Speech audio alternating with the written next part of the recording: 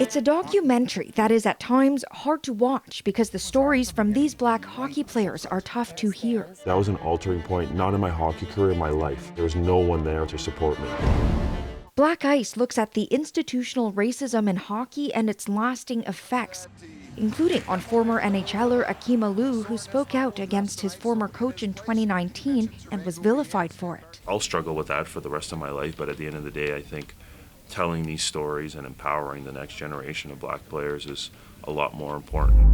In Black Ice, Aliu is joined by other players, PK Subban, Sarah Nurse, and Soroya Tinker. I think it just weighed so heavy on me throughout my career. It's something that I always wanted to talk about. We're at a bit of a crossroads. Director Hubert Davis also wanted to talk about the history of the Coloured Hockey League, founded in Nova Scotia in the 1800s.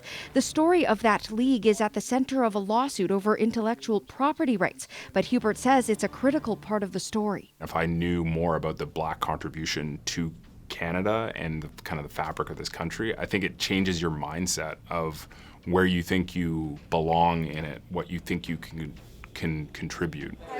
The film, which premiered at TIFF last month, is a big contribution to a conversation that's challenging the idea that hockey brings Canadians together, according to this freelance sports journalist. Hockey really should be for everyone in Canada, and it currently isn't. You can look at it as a broad mirror of Canadian society in a larger sense, and you can see sort of how Black people and Indigenous people have been treated by Canadian mainstream society.